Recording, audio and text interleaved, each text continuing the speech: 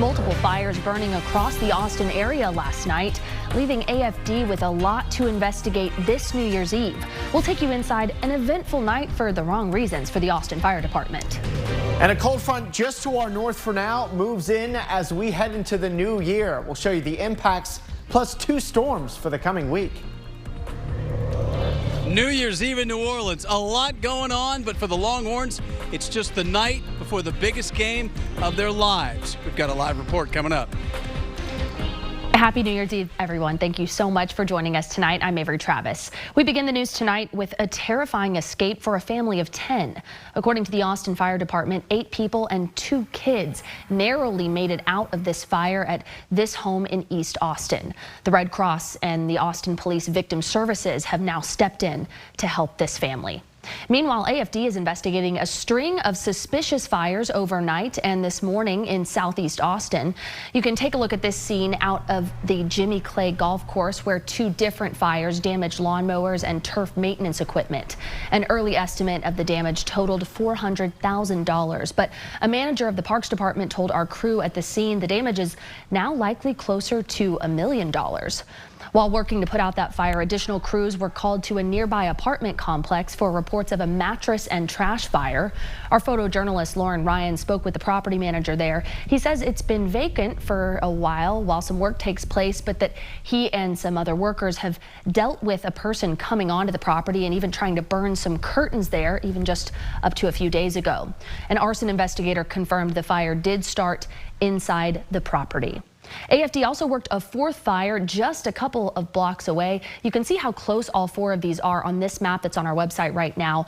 All 4 of these fires have been ruled incendiary, but the investigations are still ongoing. So Nick, we are hearing it is going to get chillier and chillier here, although if you're outside today, you may not find that very believable. No, I know. We've got still 70s in parts of the area right now, including from our Rock and Dirt Yard camera in Buda, where we are at 70. Pretty nice way to wrap up 2023, right? Clear skies overhead as well. It's going to make for generally pretty good viewing of fireworks here tonight. Upper 60s to low 70s across the area, several degrees warmer than we were yesterday, and clouds and radar is almost cloud free. There is one concern that we have before our cold front comes in tonight, that there could be some pretty thick fog combining with the smoke from fireworks to really reduce visibility soon after midnight. This is our visibility forecast, and all these numbers are in miles. And you'll notice there's midnight. Still think visibility is going to be okay, but just southeast of Austin and possibly up to Austin itself, we could see visibility really start to drop for the first few hours after midnight. So if you do have late night plans and you're trying to get home, it could be rather foggy and smoky around the time many people are calling it a night. Visibility getting down to a mile or less in some places. We don't currently think it's going to be a widespread problem, and it should be a short-lived problem, but late in the night, there could be some very low visibility around. So here's your New Year's Eve forecast. We're calling for a mostly clear sky at 10, just a few clouds around at midnight, and then that fog tries to develop for those first few hours of the morning as we drop from the 50s to the 40s. Coming up in First Warning Weather, we'll show you a chilly start to 2024. 2 storms, but how much rain will they bring?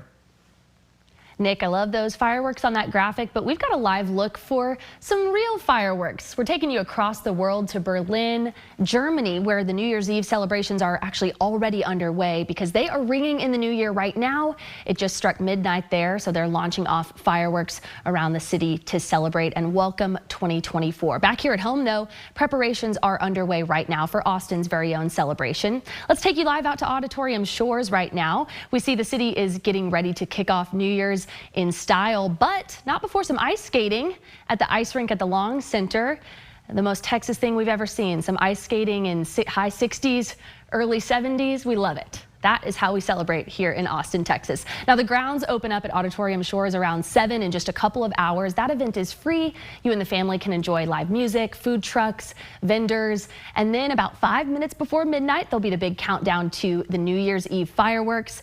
Those will, of course, begin as we ring in the new year. So if you're getting ready to head out the door and head to that big celebration downtown, we've got all the answers for your questions on things like where to park, what to bring, what's allowed in the area. We've got all of those right now with this story at KXAN.com.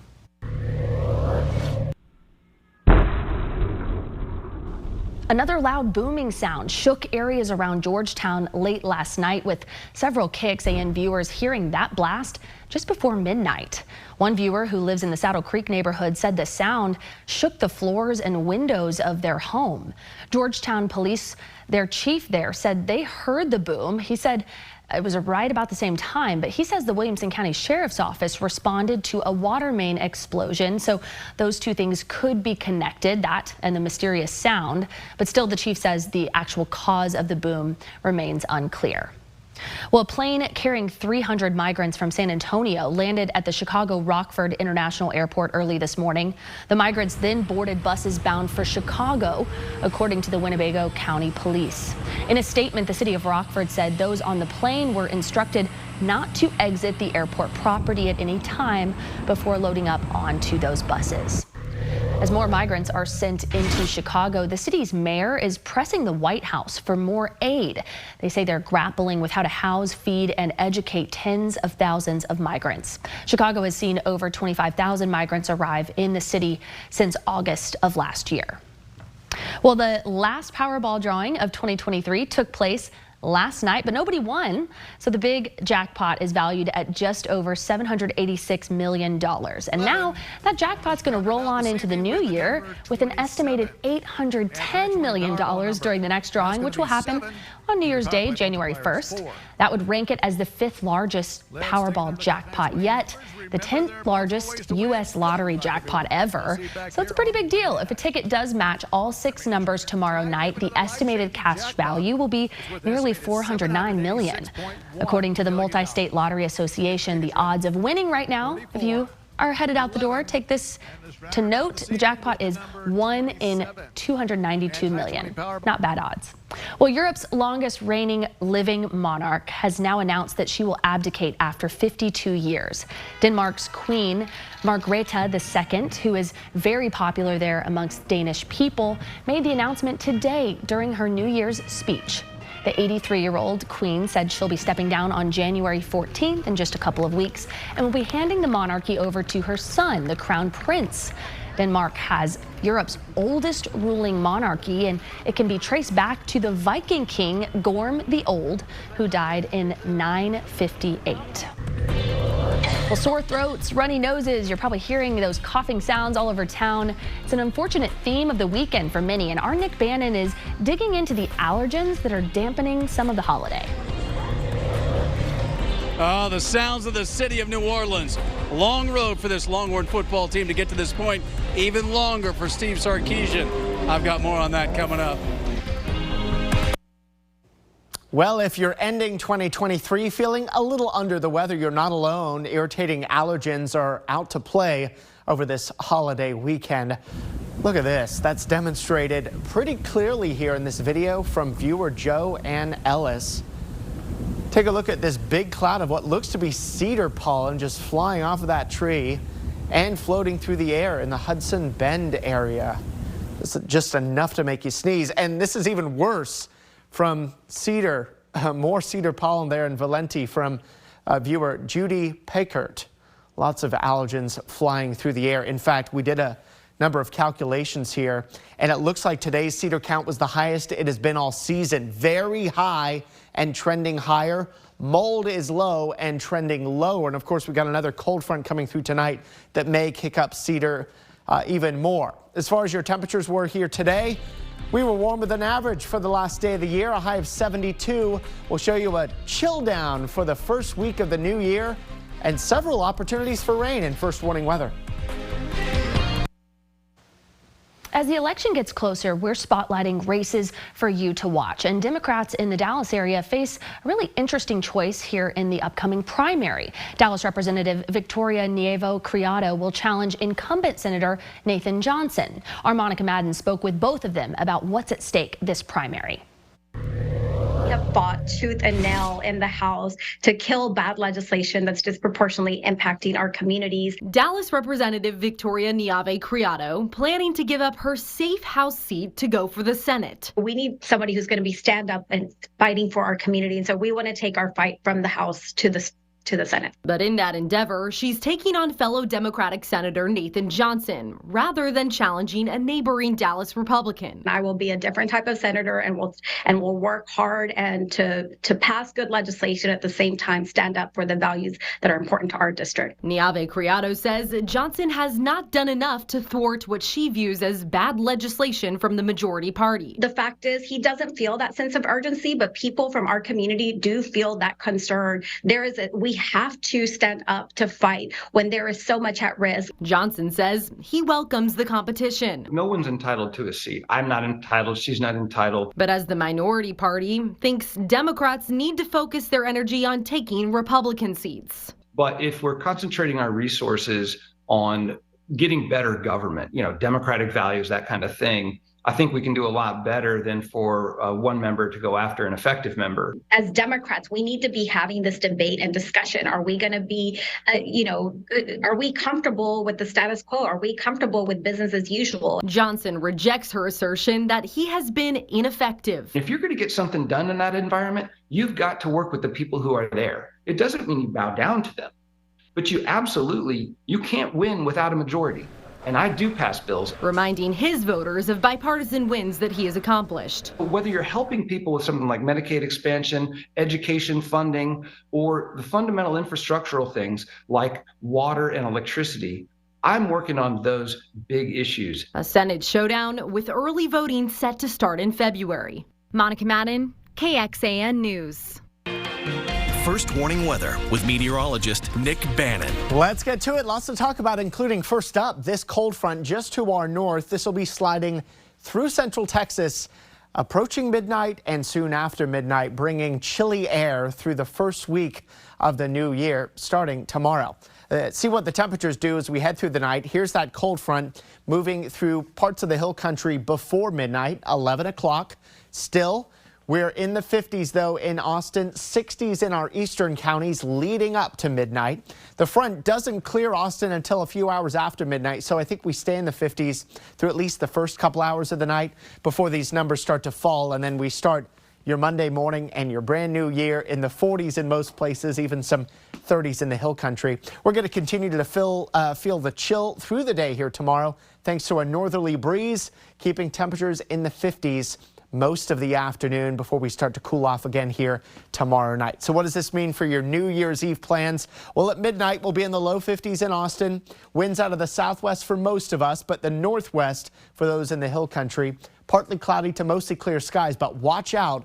Especially just after midnight, we could see some thick fog combining with areas of smoke from the fireworks, making for low visibility for just a few hours, though. 42 for overnight lows, that mostly clear to partly cloudy sky and the fog and the winds changing direction thanks to the arrival of that cold front. All this means is a chilly, breezy, but decently sunny first day of the year. Sun and clouds, we'll call it, with a high of 59 here for your New Year's Day on Monday.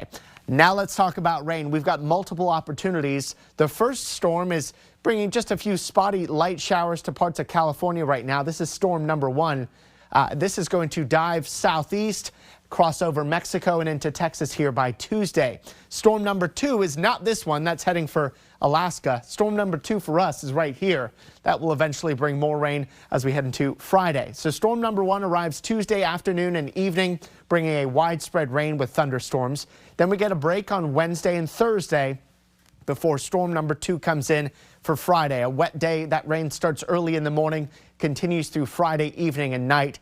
Right now we're thinking Saturday is dry, though, and then that storm moves away. There may even be a third storm that arrives for early the following week, but for right now, just 2 storms on our 7-day. How much rain? 3/4 of an inch to 1.25 inches. Wouldn't be surprised if the amounts trend higher based on some of the things that we're looking at now, especially given some of the thunderstorms we're looking at here for Tuesday. Nothing severe at this point, but some beneficial rain both Tuesday and Friday. Highs only in the 50s during the work week, and then we're back into the 60s next weekend with temperatures generally in the low 40s and upper 30s at night. This is KXAN Sports, brought to you by Thomas J. Henry. Well, a ton of Longhorn pride in the bayou, that is. Sugar Bowl parade through Jackson Square earlier today. You see the band and a lot of horns up. Man, there was a lot of Texas fans in New Orleans just one day away from the Sugar Bowl. That video from our crew on the scene. Good evening, all. Hope everyone realizes we're just about 24 hours away. We can save the New Year's celebration. You can hold the fireworks, champagne, and all that. It's the college football playoff semifinal coming up. Our Roger Wallace has braved I-10 in New Orleans, and we'll give him the floor. Roger, I've been trying to get everybody ready here. I know Avery's got her burnt orange on. What's the feeling in New Orleans ahead of Texas and Washington? I'd like to say it's electric on New Year's Eve, but I think it's kind of like this almost every night in New Orleans. But yeah, you mentioned it, the Longhorn fans and Washington fans taking over this city for tomorrow's game. Longhorns, long way since '09 when they played for a national title. For Steve Sarkisian, Kalen DeBoer, the Washington coach, this morning, their final news conference. And for Sark, you talk about a long way. In 2015, fired at USC. He had to step away, had to battle some alcohol issues, got his life turned around. Nick Saban gave him a chance. To say he didn't think back then that this might be possible is an understatement. I was out of work, couldn't get an interview, never mind a job, never mind thinking about the college football playoff. So sure it did. And I think that's what makes part of this journey with this team this year probably so gratifying. Naturally you appreciate the commitment that these guys put forth and all of that. But when you take a moment to reflect, like I'm doing right now, you think back to that moment when like I said, you don't have a job, you can't get an interview, and you're just trying to get back into the profession. Never mind thinking about being here with an opportunity to go play for a national championship. So I think part of that puts things into perspective, in that you appreciate the opportunities that you get. Hopefully I can serve a little bit of a model of that we can change the narrative for ourselves, and that we can build towards something even greater than we have right now. And like I said, there was a moment there where, yeah, for sure I thought that way, but not anymore. Here we are.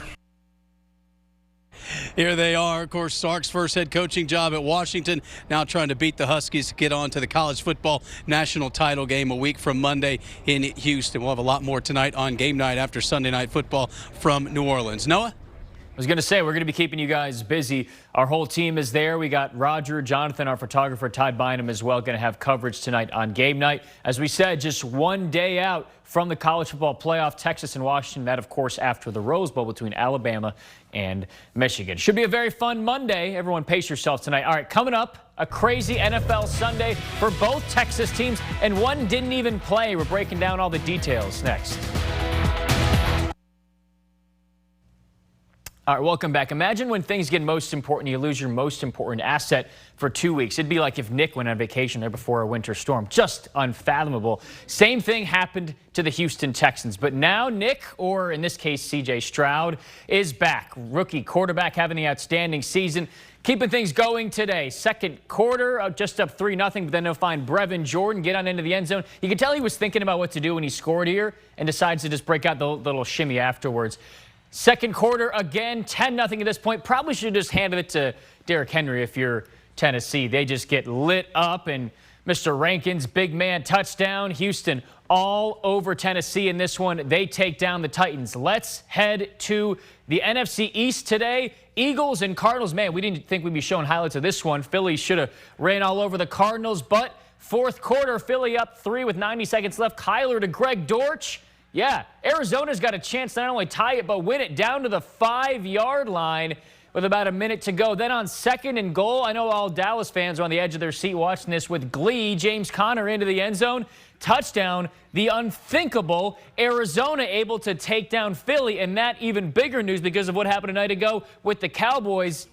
Yeah, and Dak and company and that crazy 2-point conversion ending against the Lions. This originally ruled a 2-point conversion for the Lions to win, but all the penalties, we know what happened, and Dallas able to win. So now with Dallas winning, Philly losing, it's the Cowboys controlling their own destiny. Keep it right here. We're right back after this.